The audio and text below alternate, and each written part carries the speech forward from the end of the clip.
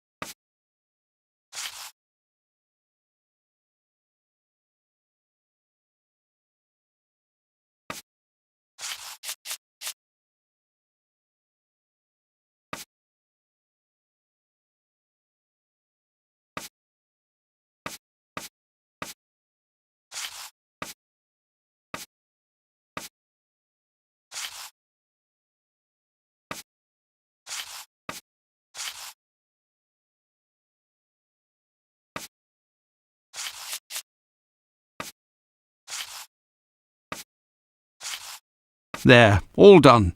Holmes couldn't have done better himself.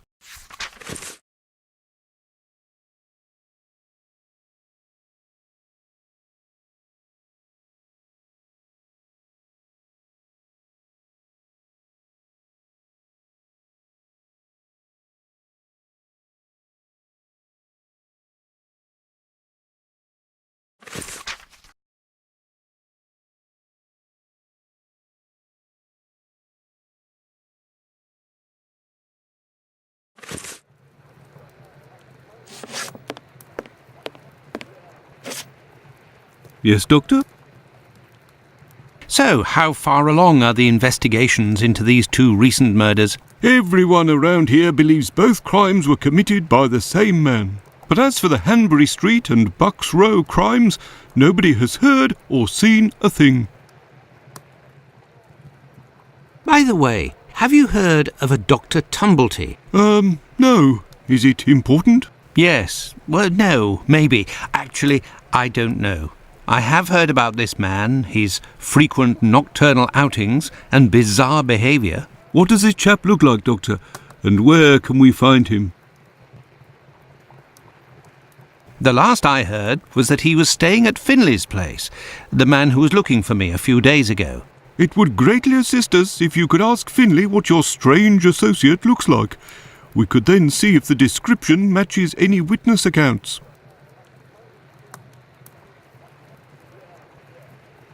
I will take my leave, Humphreys. Goodbye, Doctor.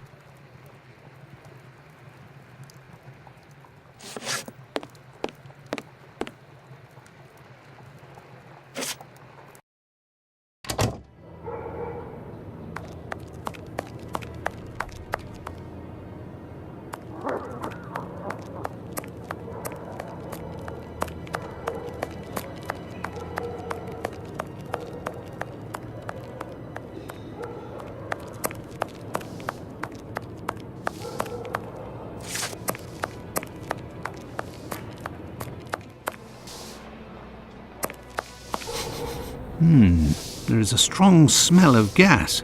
It seems to be coming from the abandoned building. Good evening, Finley. How are you? Oh, good evening, Doctor. So. And you? It smells of gas here. You might say, Doctor, without wanting to speak ill of the force, I have to wonder if the police are up to something. What do you mean? Well, I was outside yesterday evening when the light went out at my place, and a gas smell came from the abandoned building across from my place. And a minute later, the police arrived and was snooping all around like it was them who hit the gas before arriving. Have things sorted themselves out with your strange tenant? Don't talk about it, Doctor. That man is truly bizarre.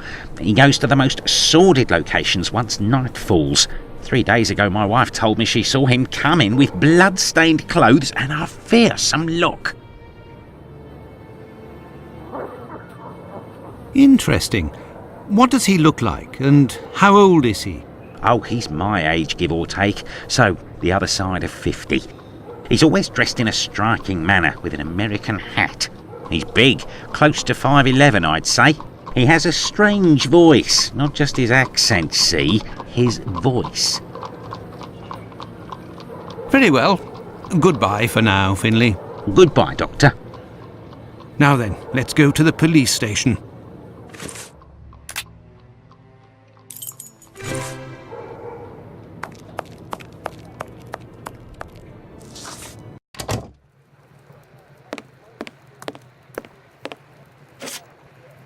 Yes, Doctor. Tumblety is a man around 5'11", about 55 years old, extravagantly dressed and with a rather distinctive voice. He boards at Finley's. You should know where that is, as the police were there only yesterday. Their arrival coincided with a strange gas leak. Ah, yes, I know where you mean. Indeed, there was an odd affair with the gas. It was rather unsettling. We were searching for a well-known scoundrel who was ratted out by Squibby, the chap we followed and saved from the pack a few days ago. This thug, no pity Bluto, must have been in the abandoned building in question. But there was no sign of him when we arrived. Furthermore, an inspector said that, given the smell, the thingamabob that supplies gas to the building was probably damaged. So we took no risks and were called away somewhere else. I will take my leave, Humphreys. Goodbye, Doctor. Well, it would seem that I have all the information I need for my investigation. Anyway, this fellow Bluto at the Wasp's Nest is rather shady and doesn't look like he'll want to cooperate. I'd be better off returning to Baker Street. Holmes will certainly know what to do. And besides, I am worn out. Let's go back to Baker Street. Home, sweet home. There we are, Holmes. I've told you in great detail everything that happened last night.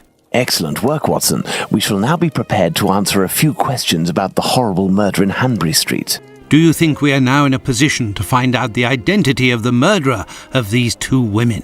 No, I don't think so. It's outside of our scope and not our responsibility.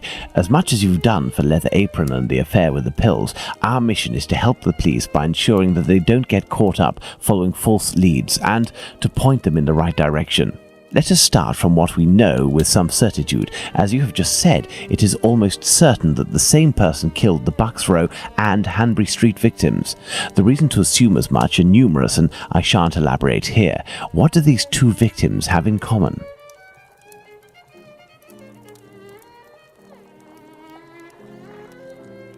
It's true these two women were in the same profession, but... Indeed, Watson, these two women were both prostitutes. That is of vital importance, Watson.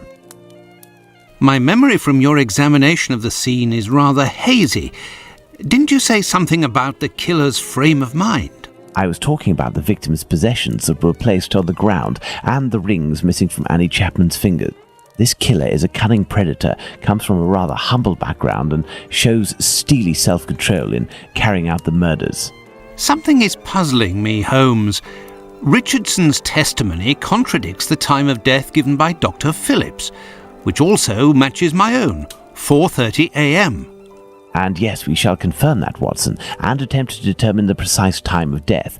In order to do that, we will need to place everyone involved on a timeline. Only after that will we be able to place the knife symbolizing our killer. Let's look at our timeline, Watson.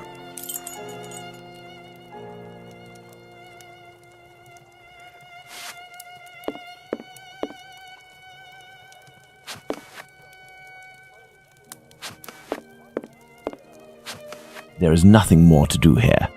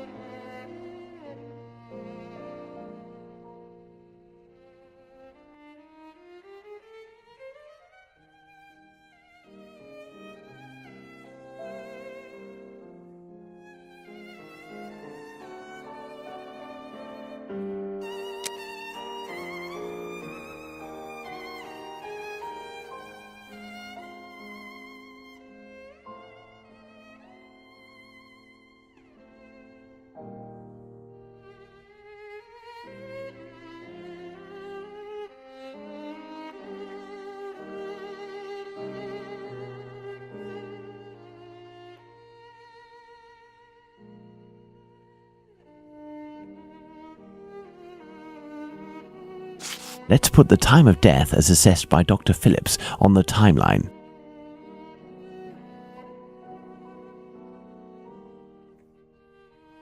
The assessment of the time of the murder given by Dr. Phillips and yourself, Watson, 4:30 a.m.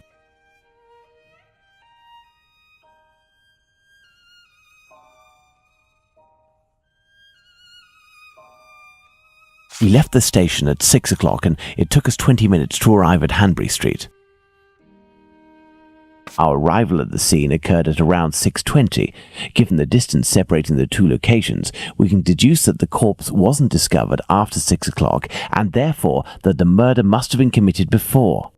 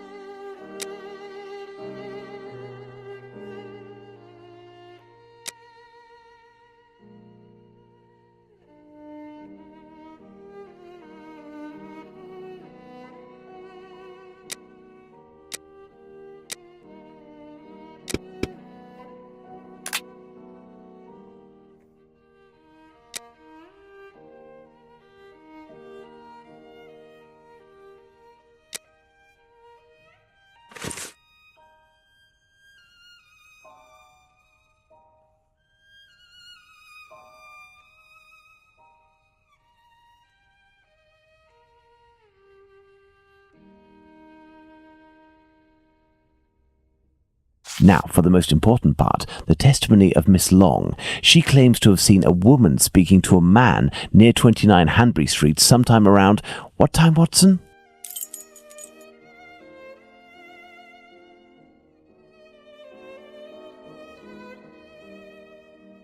Let us assume, therefore, that Miss Long's testimony is, as is most certainly the case, true. She places her meeting with the victim at around 5:30, claiming to have heard a clock chime on the half hour at the moment when she enters the street.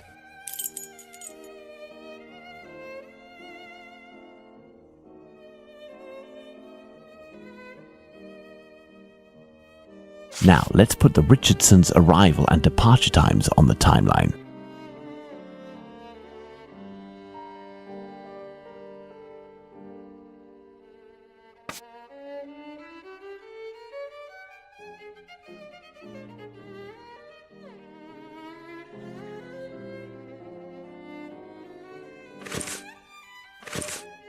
Now, let's put the Richardsons' arrival and departure times on the timeline.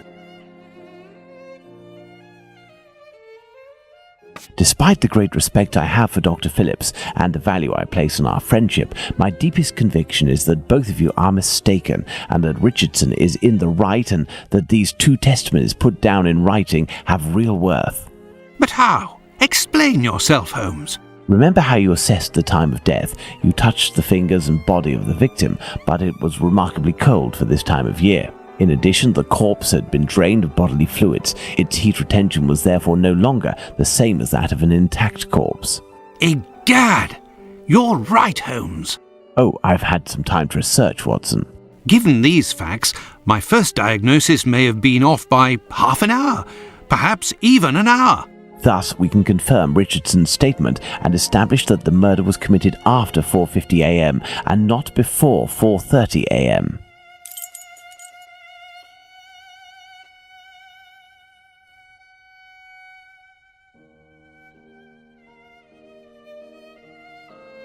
Our next witness is Albert Kadosh.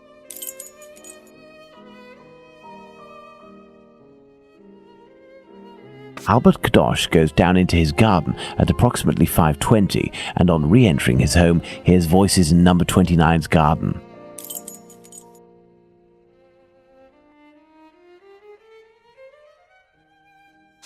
Let's place this symbol that represents Kadosh on the timeline.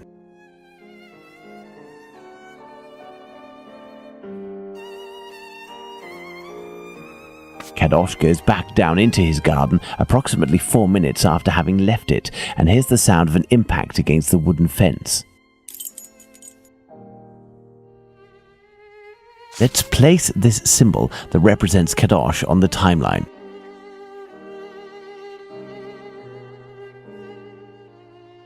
Kadosh leaves the garden, enters his house, then leaves for work, seeing the clock on the Spitalfields church showing 5:32. Excellent, Watson. All our people are now in place. Yes, but Holmes, Miss Long claims to have seen the victim at around 5:30. But according to Kadosh, someone, most certainly the victim and her murderer, was already in the garden at 5:30.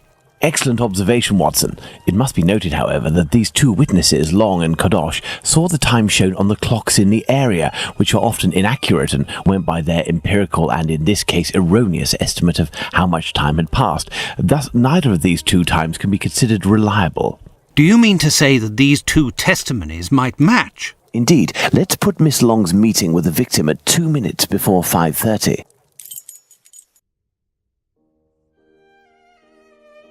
Let's add Miss Long's meeting with the victim at 2 minutes before 5:30 a.m. Mr. Kadosh claims to have passed by the Spitalfields church at 5:32, which, given the distance from 27 Hanbury Street, would mean he was still at home at 5:31. Let's therefore put the end of his testimony at 5:31.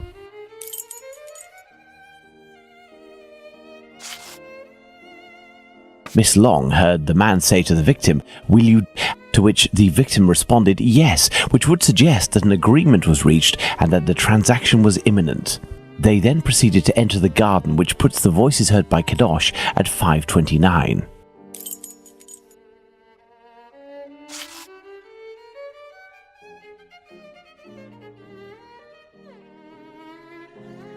We had thought that Kadosh had left 27 Hanbury Street at 5:31 after having heard an impact against the fence. Thus, 2 minutes passed between the moment when Kadosh entered the house after having been in the garden the first time and the moment when he returns to go out again and leave for work. How long did he estimate this interval to be? 3 to 4 minutes.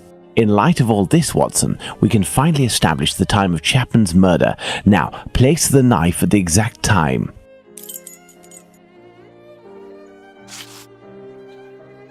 Now then, taking into account that the local clock isn't exact and that a young man was off by a minute or two in his estimations of his comings and goings, we can confirm Miss Long's testimony and place the time of the crime at approximately 5:30. But in that case, Holmes, the man that Miss Long saw is none other than... That's right, Watson. It was the Whitechapel killer. To think that Miss Long and Kadosh were only a few feet away from him. Indeed, Watson. Had Miss Long passed just a little closer to the victim and her assassin, or had the young Kadosh popped his head over the fence out of curiosity, the killer would most certainly already be behind bars. That's some stroke of luck he had there. I couldn't agree more, Watson. But his luck didn't end there, given the mutilations inflicted upon this poor woman. What must be considered above all is the killer's obvious wish to remove one and only one specific organ. His surgery pinpointed the exact spot, avoiding superfluous incisions. This suggests the man possesses at least a minimal anatomical knowledge. Are you suggesting a doctor or a butcher? Perhaps, but the possibilities are still too broad to conclude with any certainty. Now for the motive. Despite my almost complete lack of practical experience on the subject, I have a rather precise idea of the usefulness of a uterus and a vagina.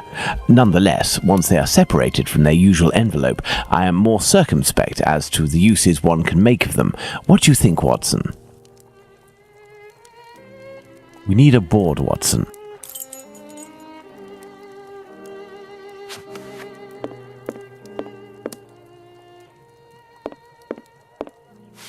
There is nothing more to do here.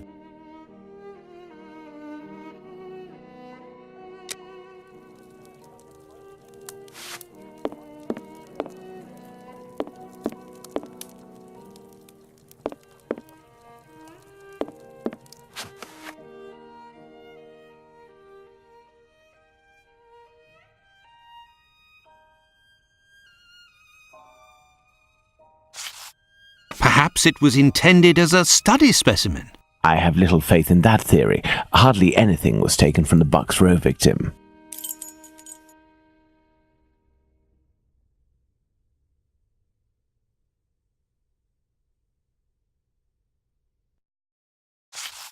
Black magic? Watson, this line of investigation is far too vague. We don't have a single clue in support of such a motive. We can eliminate this hypothesis.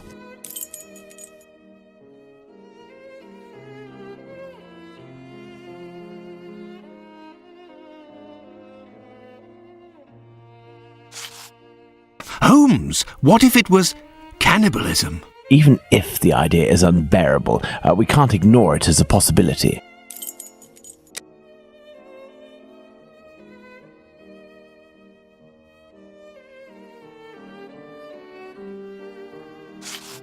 A desire for some sort of morbid trophy? I'd be inclined to dismiss this motive. If this were the case, why would nothing have been removed from the Bucks Row victim? Money, quite simply. Even if this motive seems incongruous, we're in no position to deny or affirm it until we know whether a market for human organs exists. Elementary. What emerges from these possible motives for having removed the uterus from the second victim is that they implied that the killer could have carried out the same thing on the Bucks Row victim, yet didn't. This brings us to a terrible conclusion. Our killer has evolved in the space of only a few days, and if that's the case, had he already struck before the first murder to which we attribute him? And if the killer strikes again, what atrocity awaits his next victim? We have to stop him, Holmes. We shall do our best. This recent business of jars filled with formalin and of the American doctor might be a lead. Watson, inquire among medical circles to ascertain if there is a black market for human organs. The chances are slim, but this must be pursued. Very well. What about you, Holmes? I will send word to Inspector Abberline regarding our recent conclusions. I should also like to become a gas man and pay a visit to Bluto at the Wasp's Nest. Understood, Holmes. I think one of my old university colleagues who works at the London hospital will be able to help me. I shall write him a note at once. He should be able to see me during the day. Afterwards, shall we meet here? Yes, Watson. See you later, and good luck.